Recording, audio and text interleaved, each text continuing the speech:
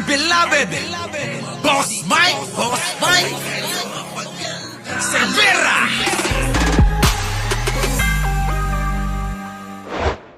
Peddlers hindi dumalo ng TRICOM hearing.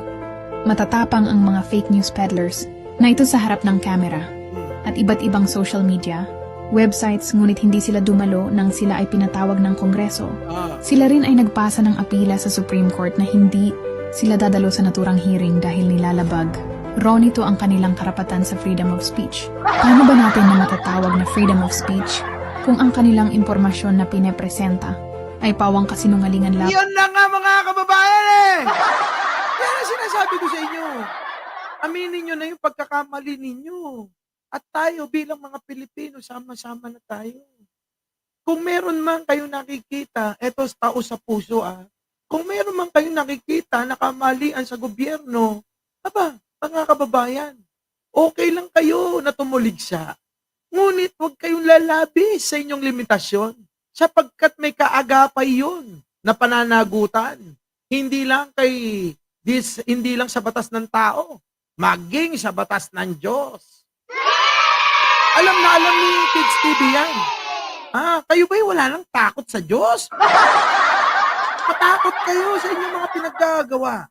Dahil alam nyo, tignan nyo, halimbawa, ginawa ni Duterte kay Pangulong Bong Marcos, ano nangyari?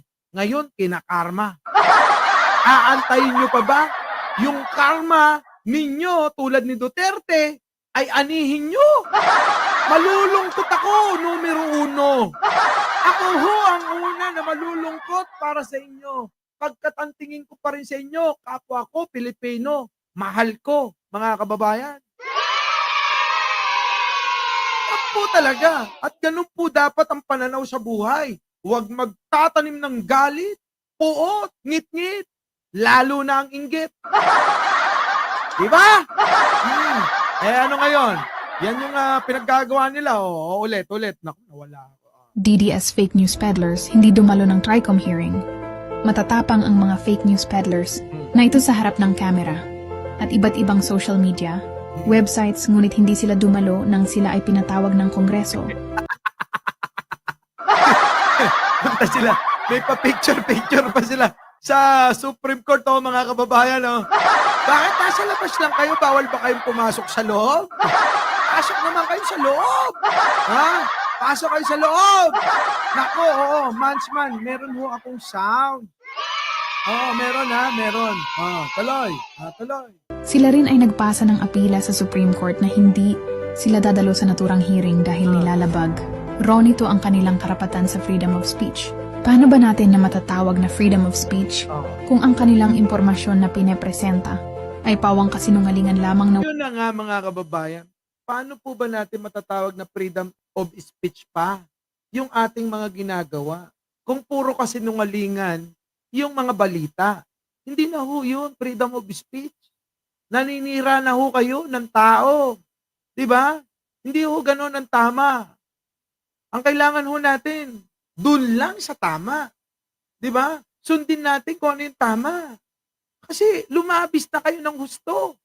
Kumbagay, lumagpas na kayo sa boundary nyo eh.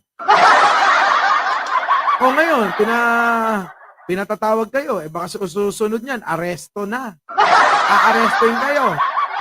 Saan ngayon kayo ikukulong? Hiwa-hiwalay naman kayo. Merong presinto 1, presinto 2, presinto 3, presinto 4. Wag lang sa iwahig. Nahihirapan akong bisitahin kakuha yung lahat doon, sa iwahig. Malulungkot ako. Maniwala kayo. Walang ebidensya. Ang freedom of speech ay may tatawag na freedom of speech. Raw nito ang kanilang karapatan sa freedom of speech. Paano ba natin na matatawag na freedom of speech kung ang kanilang impormasyon na pinepresenta ay pawang kasinungalingan lamang na walang ebidensya? Correct. Yun na nga mga kababayan eh. Maring adorasyon, thank you naman. Diba? Walang ebidensya. Puro fake news o ano. Ang freedom of speech ay may limitasyon at hindi dapat magpakalat ng impormasyon na hindi makatotohanan at... Correct, mga kababayan. Yan po yung sinasabi ko sa inyo. Diba? Ang freedom of speech, mga kababayan, ay may limitasyon tayo. Hindi na kailangan pang, hindi na kailangan pag-aralan eh. Sentido común lang ang gagamitin eh. Malalaman na natin na mga kababayan, lumalabis na tayo eh. Di ba mga kababayan? O shoutout po sa inyong lahat. Ano? Oo. Opo ha. Basta shoutout po sa inyong lahat. Naglalaman ng paninira sa gobyerno. Di ba? So ayan mga kababayan. Turuin mo, ganun-ganun lang, no? Napakatagal na pala natin. Sa sobrang desperado nila mga kababayan, dahil nga talagang kalabisan na eh. Ito na ngayon ang sinusulong nila. Ano yun? Yan na ho mga kababayan. Yes. Kaba sa tandem nilang dalawa. Ang sinusulong nila mga kababayan ay etong tandem ni Sarah at ni Robin. Sa tingin nyo mga kababayan, para naman tayong mga inutil. Para tayong mga mangmang ba? Na ano, mga kababayan, para tayong mangmang na kahit na lang anong ipalamon eh. Lalamunin natin, di ba? Delia Sacoco, thank you naman.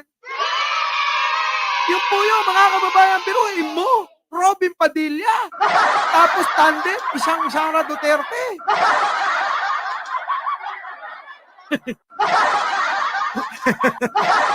Desperado na talaga sila mga kababayan.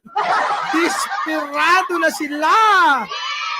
Para mga kababayan ay isulong nila ang isang tambalang Padilla at Duterte. Sobrang kadesperadohan na to mga kababayan. Maniwala kayo. Di po ba? Lampating. Anong klase? Sa totoo lang, natatawa na lang ako sa mga to. Di ba?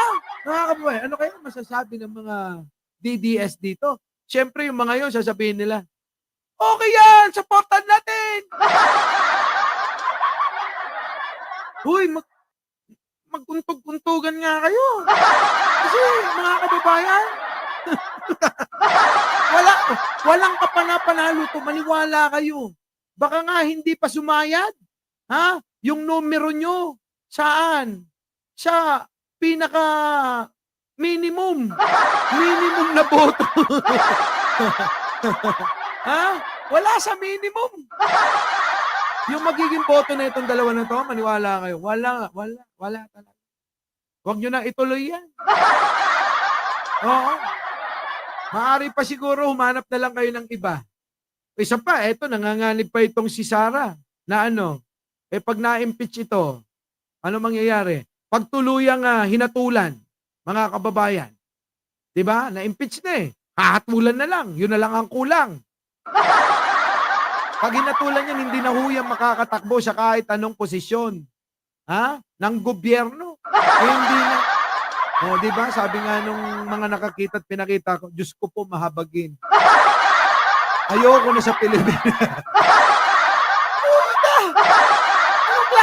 Anong klase pag-iisip ba ang iniisip na ngayon ng mga kampo ni Duterte? Para eto na ngayon, ang kanilang isinusulong at inaabante. Tambalang Sara Robin. Ano? O ano pa? Dupa. Lagyan nyo na lang ng NG. Dupang na eh. Ano yung dupa? Adi Duterte Padilla, dupa. Ay nako, eto lang. Sabi rito, team Opo. Sobra naman kayo. Eto na! Putik na yan. Ngayon mga kababayan, eto na. Dahil nga na eto si Sara ay nahuhulaan na ng marami na ito talaga'y matutuluyan ng mawala sa pwesto at mapupukpukan, mahahatulan sa kanyang impeachment, mga kababayan. Marami nang nagtatanong, sino daw ba ang ating ipapalit? Nakahanda na ba ang ipapalit? Kaya mga kababayan, sino ang tingin ninyo na po pwedeng ipalit dito kay Sara Duterte? Meron na ba mga kababayan? Our beloved Boss Mike